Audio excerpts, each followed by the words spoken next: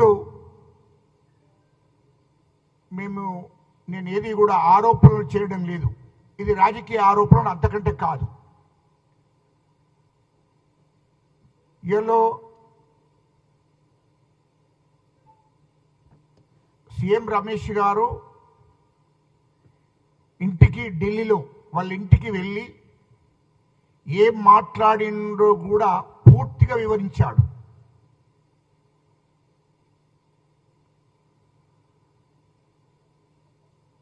ఇప్పుడు కంచకట్ట గచ్చిబౌలి భూములను టెండర్కు పిలిచారు ముఖ్యమంత్రి రేవంత్ రెడ్డి గారు.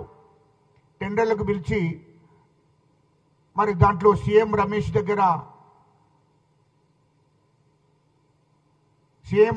సంబంధించిన కంపెనీని పిలిచి మరి వాళ్లకు టెండరు వాళ్ళకు వచ్చే విధంగా చేశారు అనే ఆరోపణ చేయడం జరిగింది కేటీఆర్.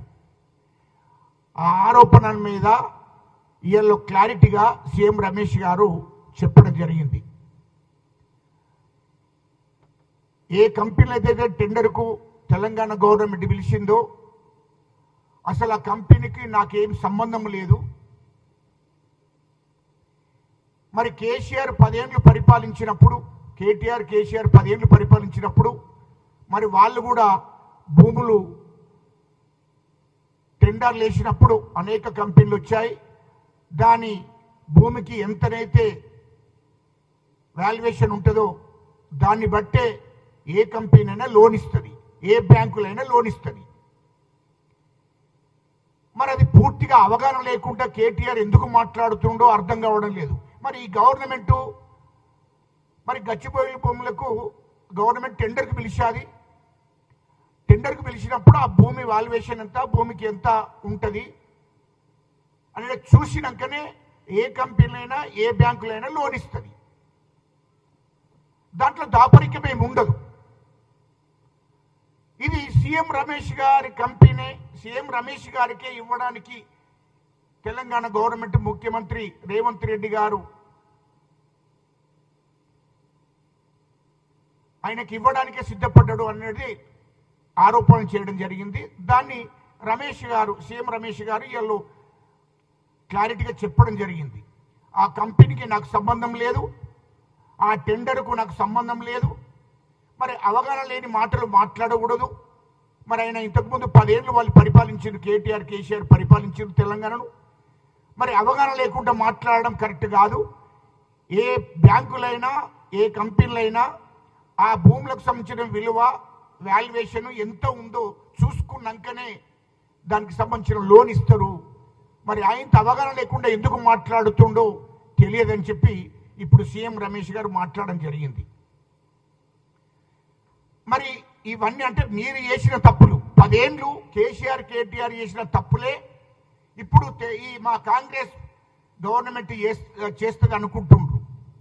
మా ముఖ్యమంత్రి గారు మేము ఎట్లా 10 ఏళ్ళు మరి తెలంగాణను దోషామో, తెలంగాణను నష్టపెట్టామో, తెలంగాణ ఆస్తులను అమ్ముకున్నామో ఇట్లనే ఈ గవర్నమెంట్ కూడా జరుగుతుంది కావచ్చు అన్నటువంటి ఒక దుర్మార్గమైన ఆలోచనతోని కేటీఆర్ మాట్లాడుతున్నాడు.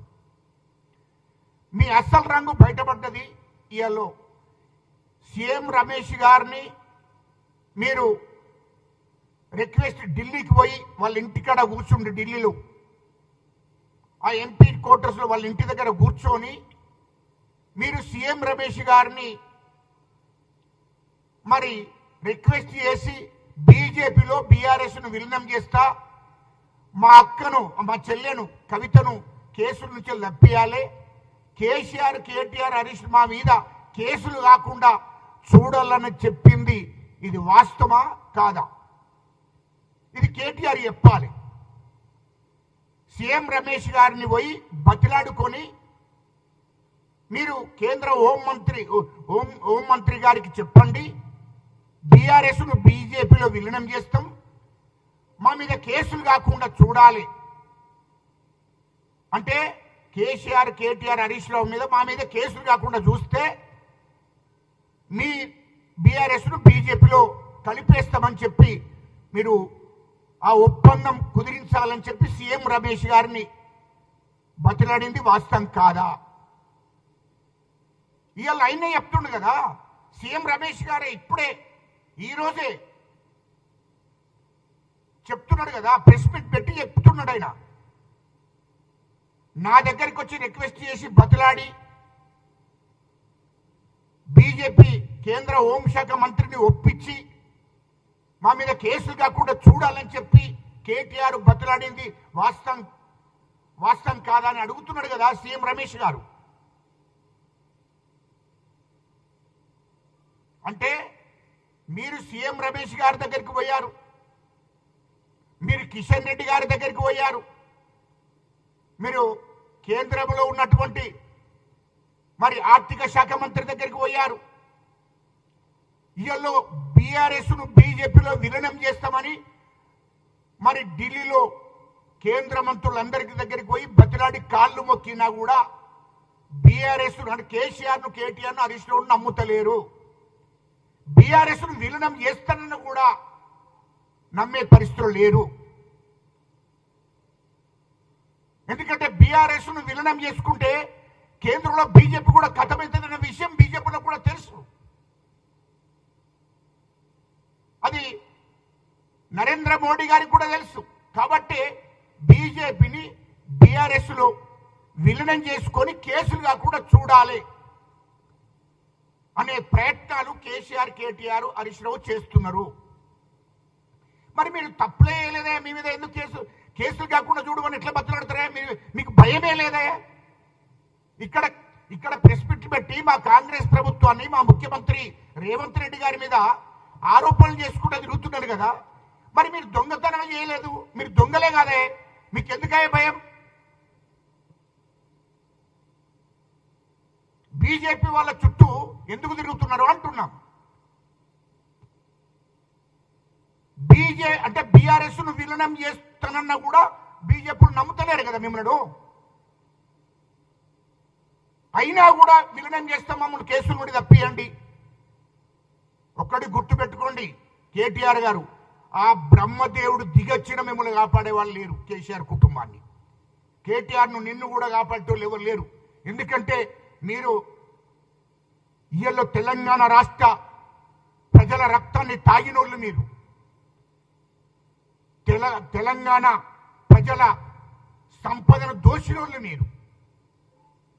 మిమ్మల్ని ఎట్లా నమ్ముతారయ్యా? మీకు ఎందుకయ్యా భయం? నాకు అర్థం కావడం లేదు. ఇంత భయపడుకుంటూ అంటే మీరు వాస్తవమే కదా, తెలంగాణ ఆస్తులన్నీ కాజేసింది వాస్తవమే కదా.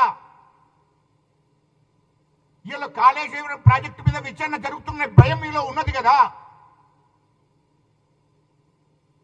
ఇలా ప్రాజెక్టులు అన్నిటి మీద విచారణ జరుగుతుంది.